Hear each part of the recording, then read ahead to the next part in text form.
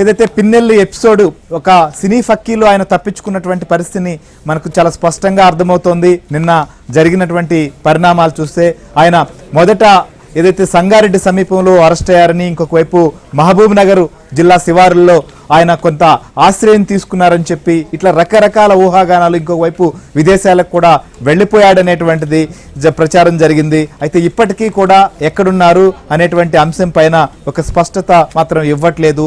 ఎందుకు ఇలాంటి పరిస్థితి ఉంది? రెండు రాష్ట్రాలకు సంబంధించిన పోలీసులు ఒకవైపు ఎలక్షన్ కమిషన్ ఆదేశించినా కూడా ఎందుకు పట్టుకోలేకపోతున్నారు అనేదే ప్రస్తుతం పెద్ద ప్రశ్నగా మారుతోంది. దీని వెనుక ఏం కుట్రలు జరుగుతున్నాయి? అసలు ఎందుకు ఇలాంటి పరిస్థితి వచ్చింది? పిన్నెల్లిని పట్టుకోవడంలో ఎక్కడ వైఫల్యం చెందుతున్నారు రామారావు? శ్రీహరి పిన్నెల్లి తప్పించుకుపోవటం కానీ ఆయన పోలీసులకి ఈ రోజు వరకు కూడా దొరకకపోవటం వెనక కూడా పోలీస్ అధికారుల హస్తమే ఉంది. పోలీస్ డిపార్ట్మెంట్లోని కొంతమంది ఇంటి దొంగల చేయూతతోనే ఆయన ఇప్పటి వరకు కూడా తప్పించుకు తిరుగుతున్నాడు అనేది కూడా పోలీసు ఉన్నతాధికారుల కూడా అనుమానం వచ్చింది. ఎవరైతే పోలీసుల మూమెంట్స్, పోలీస్ టీమ్స్కి సంబంధించి మూమెంట్స్, చేజింగ్ టీమ్స్కి సంబంధించిన మూమెంట్స్ ఎప్పటికప్పుడు పిన్నెల్లికి చేరవేస్తున్నారు అనేది కూడా ప్రధానంగా పోలీసు వర్గాల నుంచే వినిపిస్తుంది. అందువల్లనే నిన్న అతను పోలీసులు కన్నుగప్పి తప్పించుకోగలిగాడు హైదరాబాద్లో అనేది కూడా ప్రధానంగా చెప్తున్నారు. ఈరోజు బయటకు వచ్చిన సంఘటనలను చూస్తే రాయవరంలో కానీ, కొత్త పుల్లారెడ్డిగూడెంలో కానీ, తుమ్మురుకోట కానీ, రెంటచింతల మండలంలో ఇంకా పలు గ్రామాల్లో కానీ ఏవైతే సంఘటనలు బయటకు వచ్చాయో వైసీపీ రౌడీ మూకల స్వైర వ్యవహారానికి సంబంధించిన విజువల్స్ సోషల్ మీడియాలో వైరల్ అవుతున్నాయి. ఇదే సమయంలో అసలు పిన్నెల్లి రామకృష్ణారెడ్డి 13వ తేదీ ఉదయం 11:30 నుంచి 12 గంటల మధ్య ఈవీఎంను ధ్వంసం చేస్తే ఆ ధ్వంసం చేసిన దృశ్యాలు వెబ్కాస్టింగ్ ద్వారా నసరావుపేటలో ఉండే పల్నాడు సెంట్రల్ కంట్రోల్ రూమ్తో పాటు రాష్ట్ర సీఈఓ కార్యాలయంలో కూడా రికార్డ్ అయ్యాయి. 13వ తేదీన పిన్నెల్లి రామకృష్ణారెడ్డి నేరుగా అక్కడికి వెళ్ళి ధ్వంసం చేస్తే 15వ తేదీ వరకు కూడా గుర్తించకపోవటం, ఆ తర్వాత 20వ తేదీ మెమో ఫైల్ చేయటం, కొత్తగా ఎఫ్ఐఆర్ రిజిస్టర్ చేసి పిన్నెల్లి రామకృష్ణారెడ్డిని A1గా చేర్చడం, ఇన్ని రోజుల పాటు ఎవరు డిలే చేశారు, దీనికి కారణం ఎవరు అనే అంశాన్ని కూడా తేల్చాల్సి ఉంది అనేది కూడా ఉన్నతాధికారులంతా కూడా నిర్ణయించారు. ఇప్పుడు కొత్తగా వచ్చిన అధికారులు ఎవరైతే ఉన్నారో వాళ్ళంతా కూడా దీనిపై దృష్టి సారించారు. నసరావుపేటలో ఉండే కంట్రోల్ రూమ్లో ఒక జిల్లా అధికారి, అక్కడ మాచర్ల నియోజకవర్గానికి సంబంధించిన వెబ్కాస్టింగ్కి ఇన్ఛార్జిగా ఉన్నారు. ఆ జిల్లా అధికారి కావాలని తొక్కిపెట్టారు అనేది ఇప్పుడు ప్రధానమైన అభియోగం. ఆయనపై చర్యలు తీసుకోవడంతో పాటు మాచర్ల ఎమ్మెల్యే పోలింగ్ బూత్లోకి వచ్చిన వెంటనే లేచి నిలబడి నమస్కారం చేసిన అక్కడ ఉండే ప్రిసైడింగ్ అధికారి కానీ, పోలింగ్ అధికారి కానీ గుర్తు తెలియని వ్యక్తులు ఈవీఎం ధ్వంసం చేశారని రిటర్న్గా సిట్కి రిపోర్ట్ చేశారు అని అంటే ప్రిసైడింగ్ అధికారితో పాటు పోలింగ్ సిబ్బందిపై కూడా చర్యలు తీసుకోవాలని నిర్ణయానికి వచ్చారు.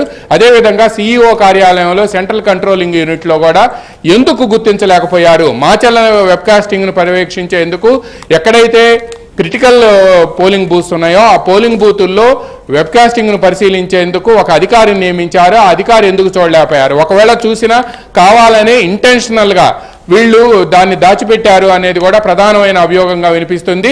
ఇక్కడ సెంట్రల్ కంట్రోలింగ్ యూనిట్లో కానీ, పల్నాడులో కానీ, లేకపోతే పోలింగ్ బూత్లో ఉండే అధికారులు వీళ్ళందరిపై చర్యలు తీసుకుంటేనే అసలు వ్యవహారం అంతా కూడా బయటకు వచ్చి దీని వెనక ఉన్న కుట్ర ఏంటి, అధికార పార్టీ నేతలకి కొంతమంది ఒక సీనియర్ ఐపీఎస్ అధికారితో పాటు మరో సీనియర్ ఐఏఎస్ అధికారి ఏ విధంగా వాళ్ళు సహాయం చేశారనేది కూడా బయటకు వస్తుంది అనేది కూడా విపక్షాలు చెబుతూ ఉన్నాయి. దీంతో పాటు శ్రీహరి హైదరాబాద్లో ఆయనకి ఇక్కడ మాచర్ల నుంచి కానీ, నసరావుపేట నుంచి కానీ, నసరావుపేట ఎస్పీగా మల్లికా గర్గ్ పదవి బాధ్యతలు స్వీకరించిన తర్వాత ఆమె ఈ కేసుల మీద ప్రధానంగా దృష్టి సారించింది.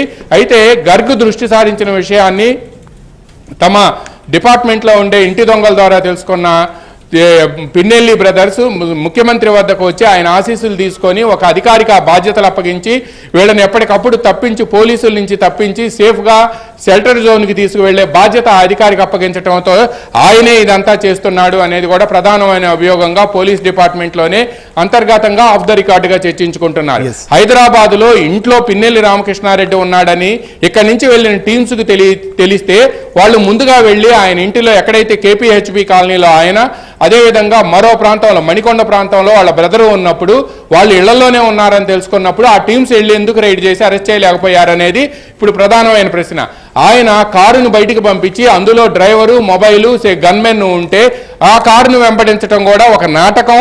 ఇదంతా కూడా కావాలని పోలీసులతో అధికారులు కావాలని చేశారు అనేది కూడా ప్రధానమైన అభియోగంగా అనిపిస్తుంది. అయితే లుకౌట్ నోటీస్ జారీ చేశామని చెప్తున్నారు. ఓ పిన్నెల్లి బ్రదర్స్ విదేశాలకు పారిపోయాక లుకౌట్ నోటీస్ జారీ చేశారా? ఈ తర్వాత ఎల్ఓసి ఏ ఎయిర్పోర్ట్స్కి ఇచ్చారు? ఈ లోపు వీసా అక్కర్లేని దేశానికి ఆయన పారిపోతే పరిస్థితి ఏంటనేది కూడా పలువురు ప్రశ్నిస్తున్నారు. పిన్నెల్లి అరాచకాలు ఒక్కొక్కటిగా బయటకు వస్తుండటంతో చెప్తున్నారు. ఈ లోపు ఆయన ఉన్నారా, అప్పటికే వెళ్ళిపోయారనేది ఒక అంశం అయితే ఇప్పుడు, ఎందుకంటే ఎలక్షన్ కమిషన్కి కూడా నివేదిక ఇచ్చిన తర్వాత ఖచ్చితంగా పట్టుకుంటామని చెప్పారు. ఇప్పుడు దీనిపైన డీజీపీ కావచ్చు, సిఎస్ కావచ్చు ఏ రకంగా యాక్ట్ చేస్తున్నారు? నిజంగా పట్టుకునే దానికి సీరియస్గానే వీళ్ళు ప్రయత్నం చేస్తున్నారా? డీజీపీ కానీ లేకపోతే పల్నాడు ఎస్పీ మల్లికా గర్గ్ కానీ వీళ్ళైతే సీరియస్గా ఉన్నారు. ఎందుకంటే డీజీపీ హరీష్ కుమార్ గుప్తా నిన్న ఈ సిఈఓ ద్వారా కేంద్ర ఎన్నికల సంఘానికి పంపించిన నివేదికలో మేము త్వరలోనే ఆయన అరెస్ట్ చేస్తాము, ఆయన మా రాడార్లో ఉన్నారు అని చెప్పినప్పుడు ఆయన అరెస్ట్ చేయాల్సిన బాధ్యత కూడా డీజీపీతో పాటు మల్లికా గర్గ్ కూడా ఉంది. అందువల్లనే నిన్నటి వరకు కూడా ఈ బృందాల కదలికలను మల్లికా గర్గ్ పర్యవేక్షించలేదు, ఇప్పుడు ఆమె నేరుగా పర్యవేక్షిస్తున్నారు. అందువల్ల అతను పిన్నెల్లి రామకృష్ణారెడ్డి ఎక్కడున్నా కూడా పట్టుకుంటాము, ఆయన ఇండియాలో ఉంటే పట్టుకొని తీరుతాము అని చెప్తున్నారు. వీసా అక్కర్లేని దేశానికి ఎల్ఓసి జారీ చేయకముందే ఒకవేళ ఆయన వెళ్తే పరిస్థితి ఏంటనే అంశంపై కూడా తర్జన భర్జనలు పడుతున్నారు. శ్రీహరి, దీంతో పాటు ఈ వచ్చే నెల 6వ తేదీ వరకు, 4వ తేదీ కౌంటింగ్ జరిగిన 6వ తేదీ వరకు కూడా మోడల్ కోడ్ ఆఫ్ కాండక్ట్ అంటే ఎన్నికల ప్రవర్తన నియమావళి అమల్లో ఉంటుంది. అప్పటి వరకు కూడా వీళ్ళంతా ఎలక్షన్ కమిషన్ ఆఫ్ ఇండియా కంట్రోల్లో పనిచేయాల్సి ఉంటుంది. ఒకవేళ పిన్నెల్లి రామకృష్ణారెడ్డిని పట్టుకోకపోతే ఆయన 4వ తేదీ జరిగే కౌంటింగ్కి ఆయన కానీ ఆయన అనుచరులు కానీ రావాల్సి ఉంటుంది. ఈ నేపథ్యంలోనే పిన్నెల్లి రామకృష్ణారెడ్డి ఒకవేళ యాంటిసిపేటరీ బెయిల్ కోసం ఏదైనా కోర్టుల్లో ట్రై చేస్తారా, నేరుగా వచ్చి లొంగిపోతారా అనేది కూడా చూడాల్సి ఉంది.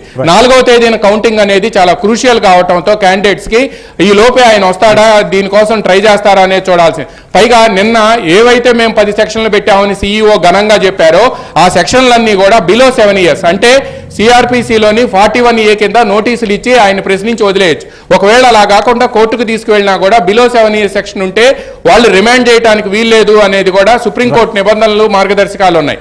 అందువలన ఆయన మీద హత్యాయత్నం కేసు కూడా పెట్టాలి అని చెప్పి ఇంతమంది తెలుగుదేశం పార్టీకి సంబంధించిన 70 మంది కార్యకర్తలు, నేతలు పల్నాడులోను అదే పిడుగురాళ్లలో కానీ లేకపోతే వినుకొండ, మాచర్ల, నసరావుపేట, గుంటూరులో ఈ రోజుకి చికిత్స పొందుతున్నారు. గుంటూరులో బృందా న్యూరో కేర్ లో ఈ రోజు కూడా ఒక పరిస్థితి విషమంగా ఉంది. ఆయన బతుకుతారో చనిపోతారో కూడా తెలియని పరిస్థితి ఉంది.